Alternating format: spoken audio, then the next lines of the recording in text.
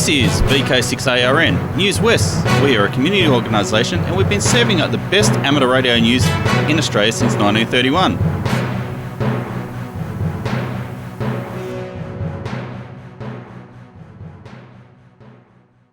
Hi there, I'm Clinton, VK6FCRC, and welcome to Newswest for the 3rd of December 2023. Now on with the show.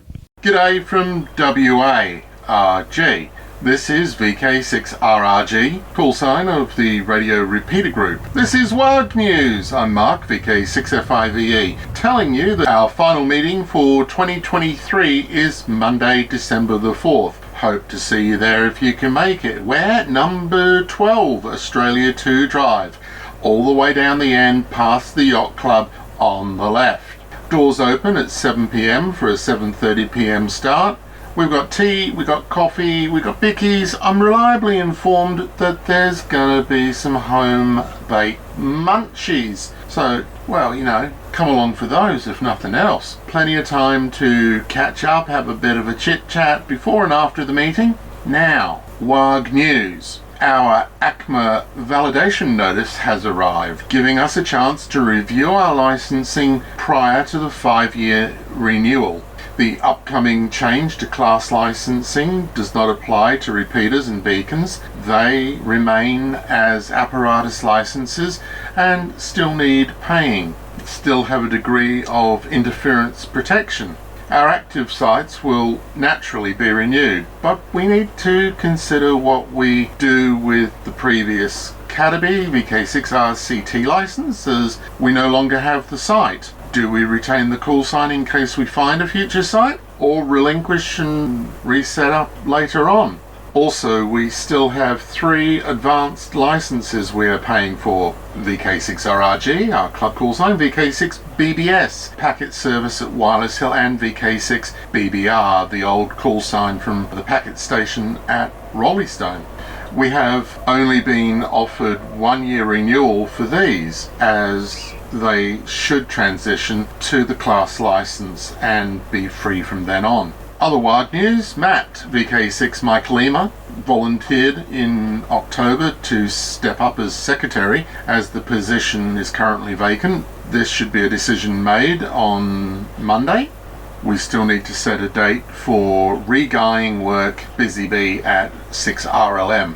This of course depends on the availability of Trevor, VK6 Mike Sugar.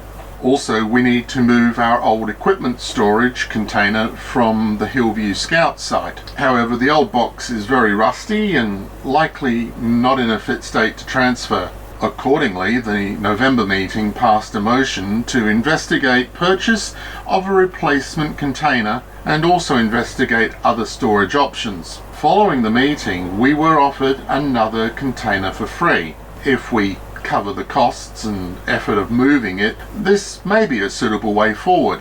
If we are going to do this, there's a bit of work that's needed to prepare this container for the move and actually shifting it.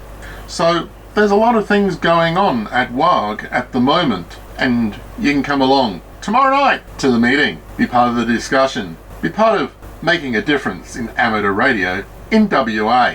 Remember, it's a central location. If you live up north, head south. If you live down south, head north. If you live in the east, head west. If you live in the west, lucky you, head east. Hope to see you at the meeting tomorrow night. This has been Mark, VK6FIVE, for VK6RRG. Hi, I'm Steve, VK6SJ, with this week's episode of Did You Know?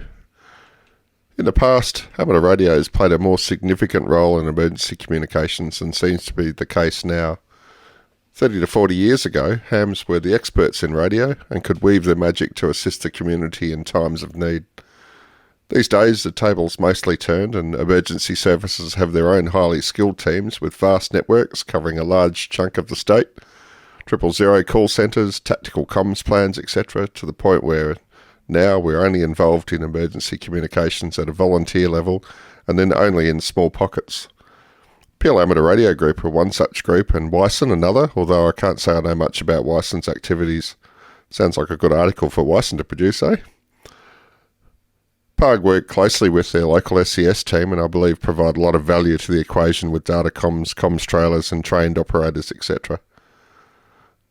Talking to a lot of public safety agency personnel, particularly ones who aren't hams, you get a faint smile and rolling of the eyes if you talk about the amateur sector, giving me the impression that we've lost a lot of ground in respect from that sector.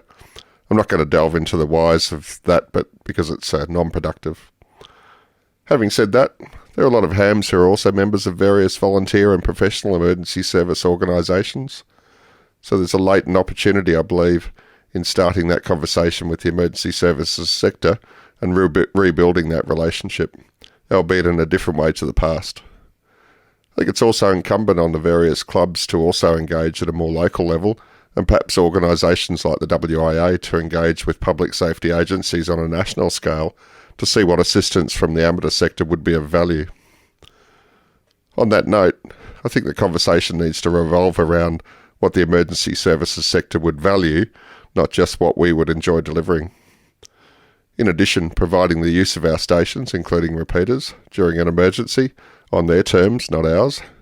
This could be as simple as having a couple of extra antennas on a mast with the means of easily connecting it to a portable repeater. It means that a comms team could turn up at your site, plug a repeater into the spare antennas and feeders you have, so they can easily set up a site. If there were a network of these sites made available with no preconditions, i.e. they just turn up and use them, this would be something of value and at no cost or additional effort to our emergency service teams or ourselves. This would be a similar setup to the network of water tanks, pools and dams that are made available to fire services to save time in refilling tankers. As a group, we could agree on what we are providing. The HF site I use has a VHF and UHF omnidirectional pair of antennas, with feeders being terminated in an enclosure at the base of the mast with N-type bulkhead sockets to make it easy to connect a portable repeater. This could be added to a database and provided to relative agencies so as if they ever needed the facility, they know where it is and what is there. Same could be done for HF communications. This is one area I think the amateur sector is fast becoming the last bastion of expertise in. PARG are using this to good effect with their datacomms capability, but on a different note, maybe there could be a way that ham HF sites could be seconded and accessed remotely to provide a more robust network for any agency working outside the Perth metro area. As a group, we have a decent repeater network that may augment emergency service networks outside the Perth metro. If those of us that own repeater sites allowed emergency services to have access to our networks with the occasional training day to test the viability of the networks, this could be seen to be of value as well. Setting up a means for agencies having priority access, perhaps using CTCSS, then it just becomes another redundancy option that comes at no additional cost to the taxpayer or us as the owners of the sites.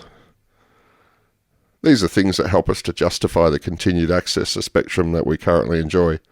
This and activities like JOTA also ensure we retain relevance to the community, further justifying our existence. Along these lines, the conflict playing out in Ukraine makes me think of what the amateur community could be doing to be prepared someday for a similar event in Australia. I'm not advocating we run out the backyard and start building a bomb shelter and collecting cans of baked beans, but if something like this happened to the Ukrainians happened here, amateur radio could easily end up being the only form of publicly available communications. What could we do to ensure that we can provide some value to the community in that kind of event? Food for thought, eh? Well, thanks for listening again. This is Steve, VK6SJ, with another episode of Did You Know?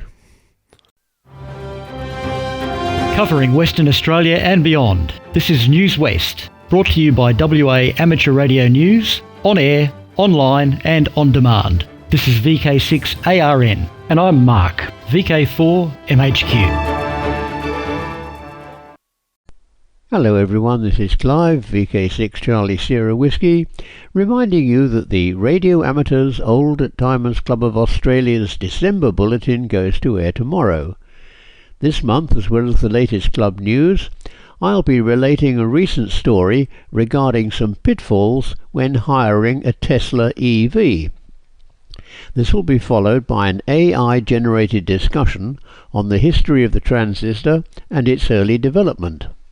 Everyone, RAOTC members and non-members alike, is most welcome to listen to the programme and to join in the callbacks afterwards. Some broadcast details. At 8 a.m. local time tomorrow, there's a transmission via the digital mobile radio on the VKDMR network Talk Group 5. At 9 a.m, Chris, VK6JI, will transmit the bulletin on 80 metres on 3620 kHz. At 10 a.m, there's a transmission via the Newswest linked repeater system with a simultaneous transmission on 40 metres on 7088 kHz, again by Chris, VK6JI. On Wednesday, December the 6th, we have a D-Star broadcast at 4:30 p.m. local time. This will be transmitted via D-Star Reflector 91C and will follow the AR Newsline. On Sunday, December the 10th, repeats of the RAOTC bulletin follow the 160 metre and 40 metre broadcasts of the WIA News. Full details of all transmission times and frequencies are published on the RAOTC website, raotc.org.au, or just Google RAOTC broadcasts. If none of these times suit you, you can download the audio file at any time from today. If you do download the file, some brief feedback comments would be appreciated. The next lunchtime meeting for members and friends of the RAOTC is on Tuesday, the 12th of December, at the Woodbridge Hotel, 50 East Street, Guildford. We meet at 11:30 for midday lunch. An attractive, well-priced seniors menu is available which can be viewed online. Everyone's welcome to join in and have an eyeball QSO. There's adequate car parking, but if coming by train, be sure to alight at Guildford East. Repeat, Guildford East Station. Full details are on the club website under the heading Luncheons. As per usual, there is no RAOTC bulletin in January, but we'll be back on Monday, February the 5th.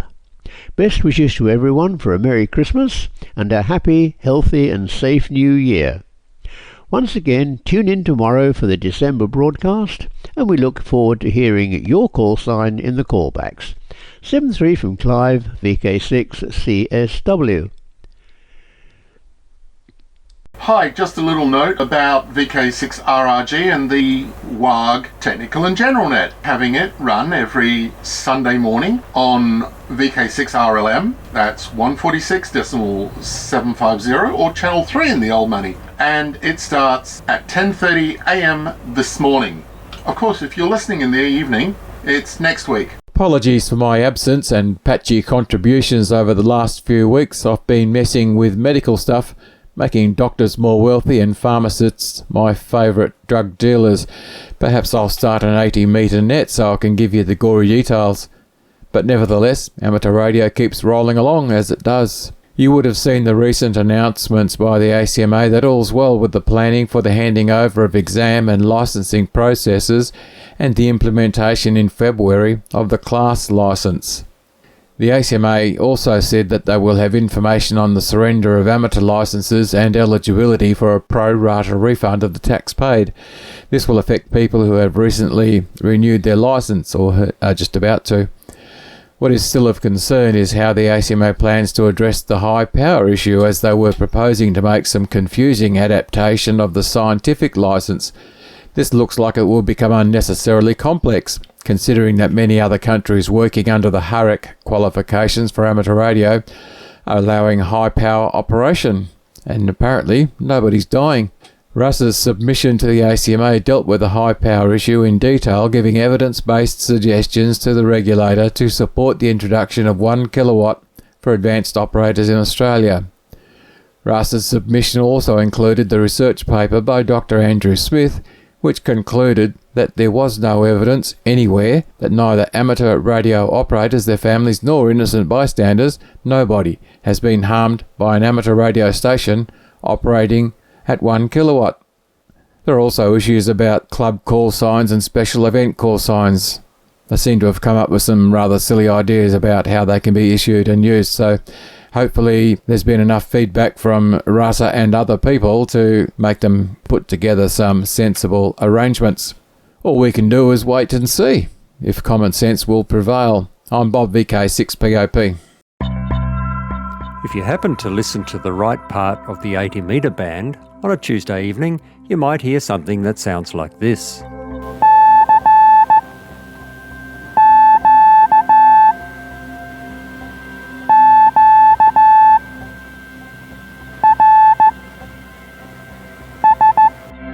The CQ QRS net has been running every single Tuesday for the last 2 years and has been unbelievably popular.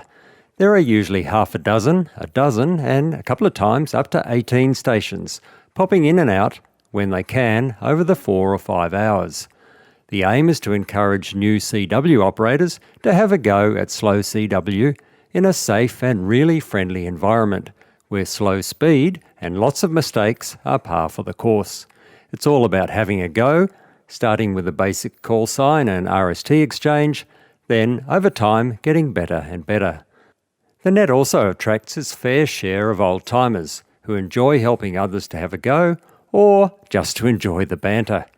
So this might be just the opportunity you've been waiting for to have a go at transmitting on CW, or perhaps just to stop the contacts rusting up on your key.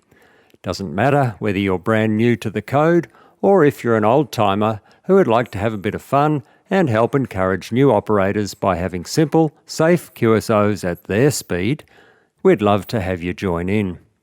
The net starts at 0900 Zulu every Tuesday on 80 metres between 3540 and 3570 kHz, and there's stations in the west, east and in between listening out for your CQ QRS call. For more information and to receive our weekly CQ QRS RagTune newsletter, contact me, Mark, VK6QI, via my email address on qrz.com, or you can email me direct, mark.bosma@icloud.com. That is mark.bosma@icloud.com. Too much switch mode power supply hash on 80 metres? This might be the incentive to do something about it. With a cheap noise canceller costing less than $100, 80 metres could be easier than you think. So once again, Tuesdays from 0900 Zulu until late, between 3540 kHz and 3570 kHz. Cheers from Mark, VK2KI and VK6QI.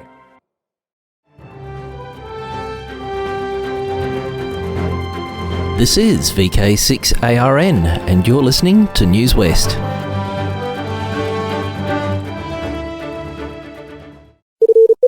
Foundations of Amateur Radio. Amateur radio is an activity enjoyed by many people around the world. How many exactly is cause for debate. The most recent official figure we have is from the IARU, the International Amateur Radio Union. In 2020, it counted over 3 million people, but an article written a year later puts that figure at 1.75 million. In Australia, there's a common narrative that the total amateur population is in undeniable decline. Some think that it's on a stark decline. Interested in hard data, for years I've been collecting information around the amateur population in Australia, and I can report that across the 9 years that I have data for, the total variation is within 2%, and it's not a straight line down either. There was a dip in 2020, potentially associated with training and callsign allocation being moved from the Wireless Institute of Australia to the Australian Maritime College, something which is going to change again shortly when amateur licensing in Australia will revert to the regulator, the Australian Communications and Media Authority. If you're familiar with amateur licensing in Australia, that's not the only change, but that's not what I'm looking at today, mainly because the available information associated with the upcoming changes are limited at best, seemingly buried in invective at worst. Back to the topic at hand. One of the often heard responses in relation to the decline of our hobby is recruitment of new amateurs. It's a topic that I've spent plenty of time over the past decade contemplating. How do you share the joy of amateur radio with a general public who is apathetic to the preconceived ideas associated with this hobby? You know, old white men sitting in the dark with Morse keys. For the record, I prefer a shack with light, and I still don't know how to use a Morse key other than to make my radio beep. The rest is genetic. In the quest for spreading the word, there's a repeated emphasis on the young, often coalescing around the annual Jamboree on the Air, or JOTA, as organised between scouting groups and radio amateurs. I have previously said that JOTA was how I first came across amateur radio, but at the time, aged 15 or so, I had no money for such endeavours, and the experience didn't resonate with me until decades later.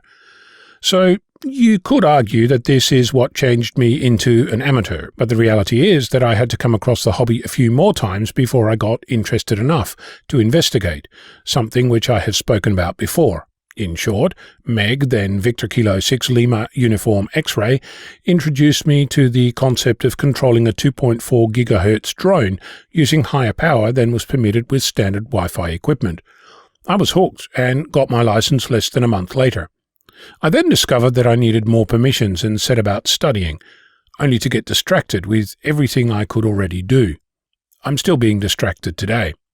So, JOTA is a potential touch point, but I see little evidence that the initial spark goes anywhere in a hurry. I'm not dismissing it as a way to have amateur radio gain relevance outside our own community, but perhaps there are other ways to make this happen. In the early days of my journey, I attended country fairs with my club, and we set up a radio or 6 to show and tell. There was talk of doing this in a shopping centre, at the local hardware store, and even brief discussions about doing this at the local electronics store. As enjoyable as this was, none of it ever appeared to generate any permanent interest, and I don't recall seeing new amateurs suddenly appear at the club after any outings.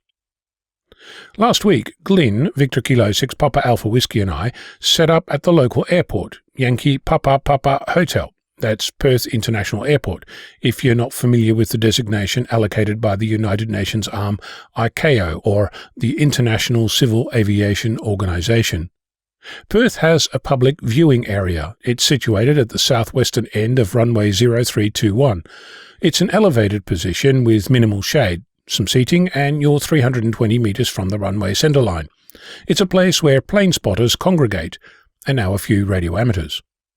One thing we have in common is an interest in radio. We were told that the plane spotters often listen to 1 or 2 frequencies, and if they're into video, they might record one radio channel to include on their YouTube videos.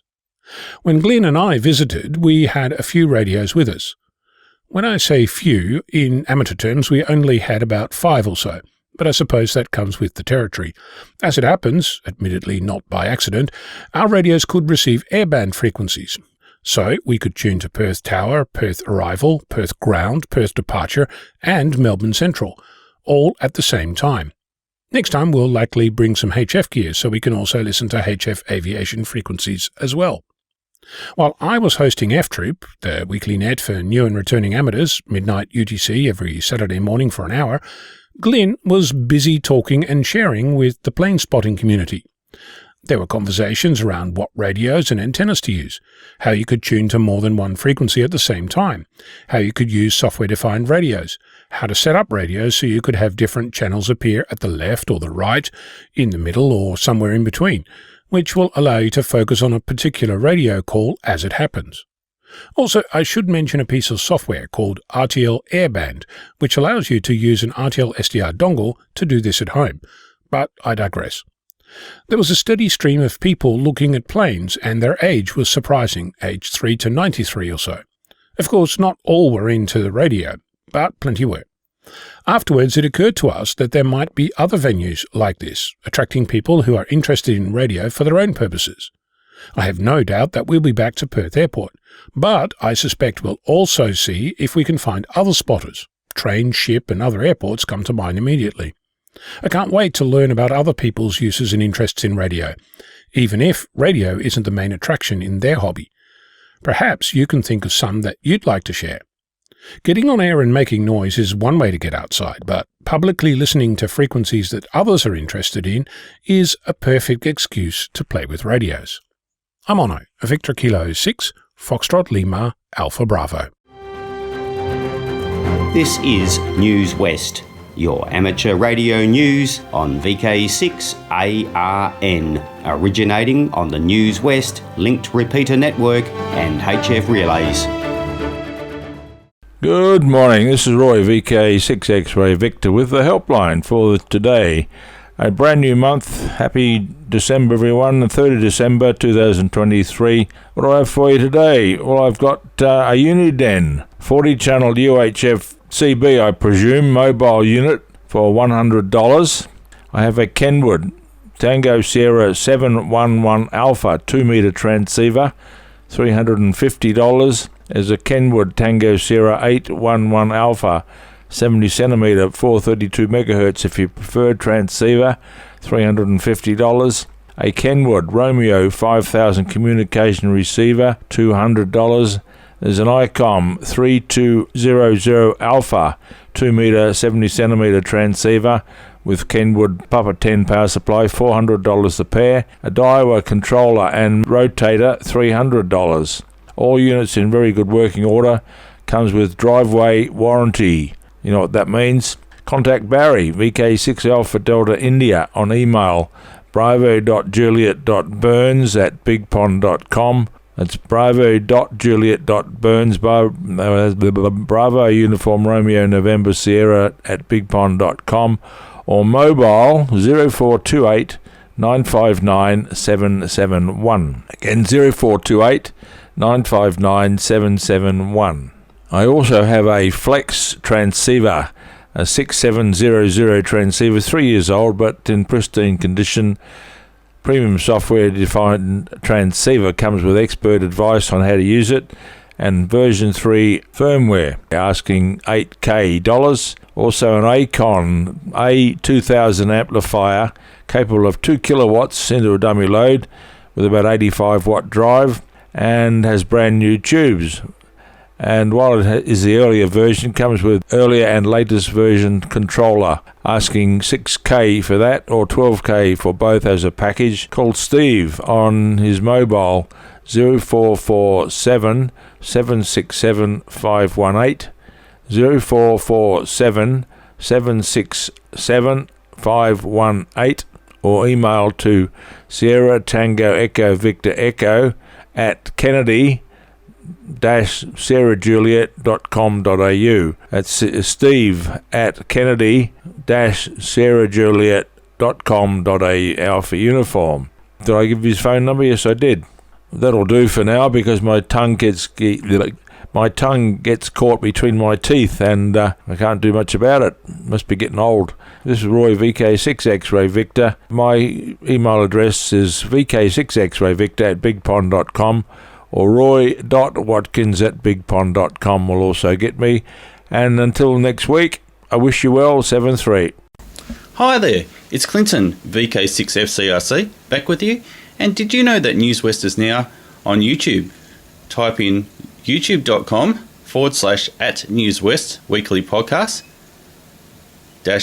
--Kilo Zulu 7 Yankee Charlie. Oh, and before I go, I'd like to thank those watching on YouTube or ATV, the readers, and you for listening. I'd also like to thank our team, the broadcasters, and those submitting content each week. Please stand by now for callbacks after the broadcast, or head over to the VK6.net website and fill out the forms so we know how many people are listening each week.